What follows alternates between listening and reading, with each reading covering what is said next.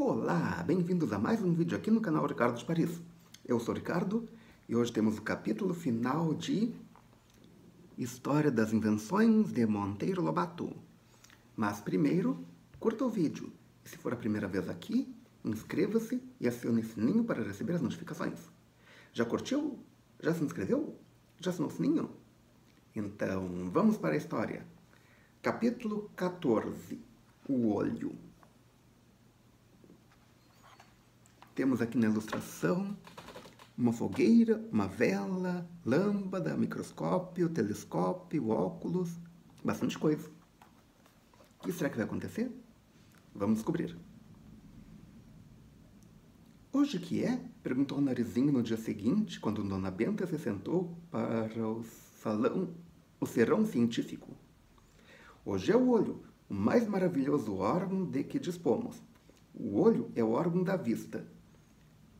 E o que é a vista não preciso explicar. Quem quiser saber, basta que feche os olhos por alguns segundos. Isso ensinará melhor do que um livro inteiro o que é e o que vale a vista. Os meninos fecharam os olhos por alguns segundos. Que horror! Exclamou o Narizinho, reabrindo os seus. Que horror a cegueira, vovó! E, no entanto, animais completamente cegos que se arrumam muito bem na vida, disse Dona Benta, mas possuem os outros sentidos apuradíssimos, de modo que conseguem equilibrar a ausência de olhos. Vamos ver o livro de capa preta. Também existem pessoas que não conseguem enxergar. E também eles desenvolvem os outros sentidos para substituir o sentido da visão. Você conhece alguém assim? Se conhece alguém que saiba sobre o assunto, coloque nos comentários aqui embaixo. Dona Benta correu os olhos pelo livro e falou. Fan Lun começa dizendo que os homens vivem no fundo de um oceano de ar de tal profundidade que ninguém ainda conseguiu chegar à superfície. Durante certas horas do dia, esse oceano gasoso está iluminado pelos raios de sol. Está cheio de luz, a luz solar que nos permite ver. Por quê? Porque pertencemos a uma espécie animal dotada de olhos, isto é, de órgãos sensíveis à luz. O mecanismo dos olhos é um mistério, meus filhos, pura maravilha da natureza.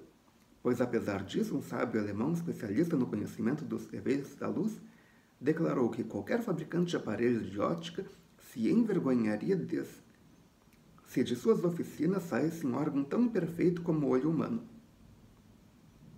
Como se chama esse monstro, vovó? Perguntou o menino indignado.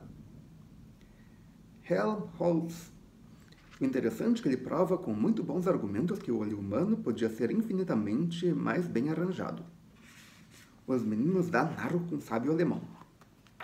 O peludo, continuou Dona Benta, aprendeu na prática que com os 2 olhos que tinha no rosto, ele se garantia dos perigos vendo os perigos. Notou que se fechasse os olhos estava liquidado e à mercê das feras atacantes. Também notou que logo que o sol desaparecia por trás dos morros, era o mesmo que ele fechar os olhos. A noite corresponde a olhos fechados. Por isso, para fugir dos perigos que ameaçam as criaturas de olhos fechados, logo que a noite sobrevinha, o peludo corria a esconder-se nas cavernas. Depois que aprendeu a acender o fogo, observou que o fogo dava uma luzinha bem boa, capaz de tornar as noites menos perigosas. E veio o hábito de iluminar com fogueiras as cavernas. Sentia-se assim mais garantido. As feras não se aproximavam. Limitavam-se a rondar por perto, intrigadíssimas com aquele mistério do fogo que não compreendiam. Começou então o aperfeiçoamento da arte de combater o escuro. Os peludos foram experimentando ora um, ora outro material combustível, até acertar com um óleo que tem a propriedade de embeber uma mecha, dando uma luz contínua, isto é, que dura enquanto há óleo. A banha dos animais foi a primeira substância empregada. Surgiu o archote. Se embebermos uma corda de fibra em óleo, formaremos uma corda gordurosa que se queima lentamente até o toquinho final. Os gregos usaram muito o archote. Nos poemas de Homero, há archotes em penca. Depois veio um progresso. Em vez de embeber a corda no óleo, colocavam nela uma cordinha, mecha o pavio, e obtinha-se luz melhor. e esse sistema de iluminação perdura até hoje. Só tem variado o óleo. Usou-se o de baleia, vieram depois óleos vegetais como o da mamama e por fim o óleo mineral ou petróleo, que é o mais barato, pelo menos naquela época. Hoje você sabe o preço desses óleos? Se sabe, coloque nos comentários aqui embaixo. Por milhares de anos, o homem iluminou suas noites assim, apesar da incômoda fumaça desprendida por tais lâmpadas. Um progresso grande foi a vela em que o pavio se reduz ao mínimo e fica dentro de um cilindro de matéria queimante. A cera passou a ser usada e até hoje a vemos nas igrejas. Os círios. Apareceram depois as velas de espermacete, que é a massa que as baleias usam na caixa craniana. Surgiu também a vela de sebo, e finalmente as velas modernas de etiarina, em que o espermacete e o sebo são substituídos por uma mistura graxa. A luz das velas, porém, era muito fraquinha. Além disso, cara. O homem continuou a procurar melhores meios de produzir luz. Lembrou-se de queimar o gás do carvão de pedra. Sabem como o gás entrou? Durante a Revolução Francesa, os balões de ar quente tomaram um grande desenvolvimento na guerra, para a observação dos acampamentos ou da marcha do inimigo. Um físico francês teve a boa ideia de enchê-los com gás em vez de ar quente. Usou o gás de carvão de pedra, que é também mais leve que o ar. Mas o gasômetro que ele constituiu tinha um rendimento maior que o necessário. E o tal físico lembrou-se de canalizar para sua casa o gás que sobrava, empregando na iluminação. Em outras palavras, era gás inflamável.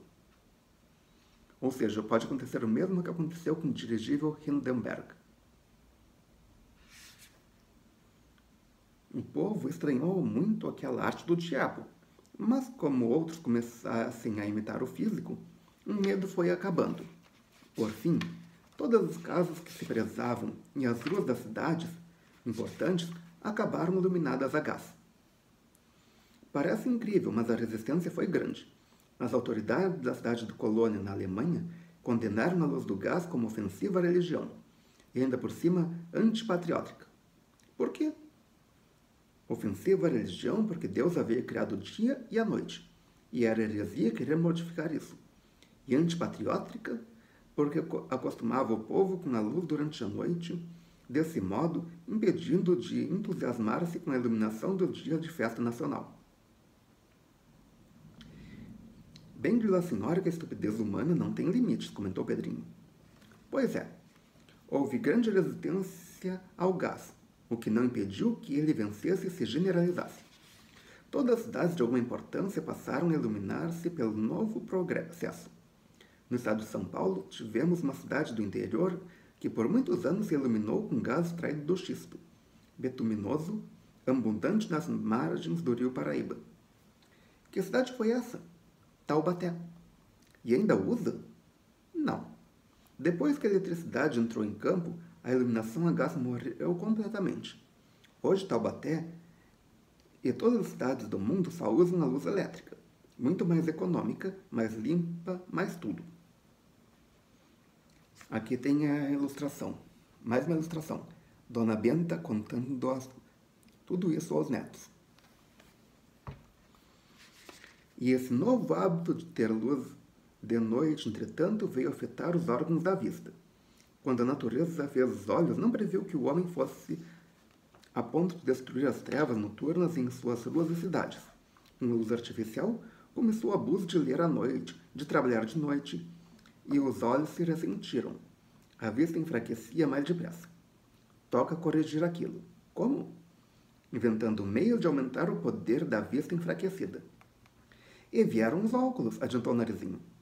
Isso atribui-se a invenção dos óculos a Roger Bacon, um antigo sábio inglês. A moda pegou.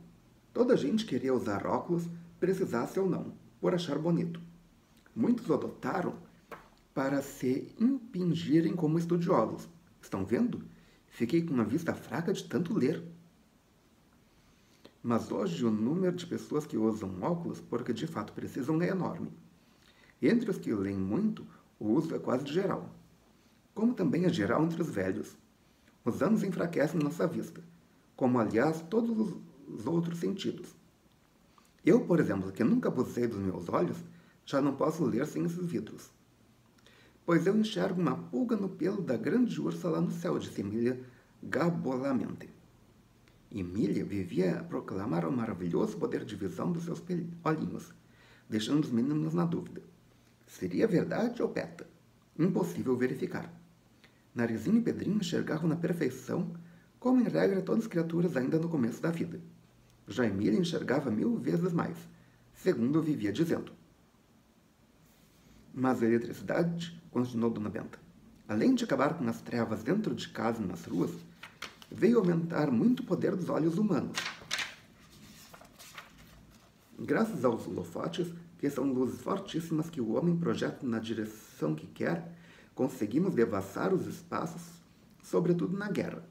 Um avião inimigo pode ser visto a enorme distância, por mais escura que seja a noite. A grande proeza dos olhos, porém, foi em relação ao céu. A infinidade de estrelas que enchem o espaço à noite sempre impressionou vivamente a imaginação humana. Surgiram os astrônomos, isto é, os homens que se dedicam ao estudo dos astros. Na Babilônia, no Egito, na Grécia, a ciência do céu alcançou grande desenvolvimento, mas só usavam nesses estudos os olhos naturais. Há olhos artificiais, então? Há. Uns instrumentos que dão grande poder aos olhos bem podem chamar-se olhos artificiais. Roger Bacon parece ter sido o primeiro a ter a ideia, mas foi na Holanda que os óculos de alcance apareceram. Povo de marujos, talvez a necessidade de ver ao longe os conduzisse a essa invenção. A Holanda passou a fornecer óculos de alcance ou lunetas ao resto da Europa. Uma delas caiu na mão de um italiano de nome Galileu, que a estudou e a transformou num telescópio, isto é, num poderosíssimo óculo capaz de aproximar tremendamente os astros que brilham no céu. Estudando o céu, Galileu viu que as ideias aceitas pelos sábios oficiais da época estavam erradas. Eles queriam que a Terra fosse o centro do universo e que o Sol lhe girasse em torno. Galileu provou o contrário. E por um triz não foi queimado vivo. Teve de comparecer perante os tribunais religiosos que o obrigaram a desdizer-se. De nada adiantou essa estúpida violência. A verdade estava com um sábio italiano e hoje ninguém se anima a dizer que a Terra é fixa. Galileu, portanto, inventou o meio de dar aos olhos o poder de estudar o céu e ver os astros invisíveis a olho nu. Hoje os telescópios estão aperfeiçoadíssimos. São máquinas gigantescas de altíssima potência. A Lua no telescópio fica pertinho, a alguns quilômetros apenas. Como é o telescópio? Não passa da combinação de um certo número de lentes ou cristais com a propriedade de aumentar os objetos vistos através deles. Se esse instrumento aponta para o céu, é telescópio. Engenhoca de ver longíssimo. Se aponta para baixo, vira microscópio. Instrumento de ver pertíssimo todas as coisas invisíveis a olho nu. Um telescópio só lida com as maiores coisas que existem, os astros. O microscópio liga com as menores, como os micróbios. Eu queria tanto ter um microscópio, suspirou Pedrinho. Deixe. Quando o café subir, comprarei um. É, na realidade, um instrumento maravilhoso. Graças a ele, o olho humano consegue devassar o que os sábios chamam o mundo do infinitamente pequeno. E da mesma forma que o telescópio se aperfeiçoa constantemente, o microscópio não faz outra coisa senão aumentar de poder, aumentando deste modo o poder do olho humano. Eu queria ter um telescópio, disse Narizinho. Deve ser lindo passar a noite a descobrir novos astros invisíveis aos olhos de todo o mundo. Realmente, se tivéssemos aqui o famoso telescópio de Monte Wilson nos Estados Unidos, o maior do mundo, com 100 polegadas de diâmetro, vocês haviam de regalar-se. Esse tremendo olho artificial alcança astros à distância de 300 milhões de anos-luz. Com ele, os astrônomos distinguem 100 milhões de vias lácteas tão grandes como a que vemos a olho nu. Pelo menos naquela época era o maior. Hoje tem mais potentes. Sabe algum mais potente? Coloque aqui nos comentários abaixo. 100 milhões, vovó? Que colosso! Então o universo é mesmo um absurdo de grande. Ah, minha filha, nem queira pensar nisso. É tão grande o universo que só uma dessas 100 milhões de vias lácteas mostra 80 milhões de vezes mais matéria do que a que compõe o Sol. Puxa! Exclamou Pedrinho, arregalando os olhos. O número de astros que o homem vê com um olho artificial é também 80 milhões de vezes maior que o número das nebulosas. E sabem qual o número das nebulosas conhecidas? Dona Benta parou para tomar fôlego, depois disse: 500 milhões.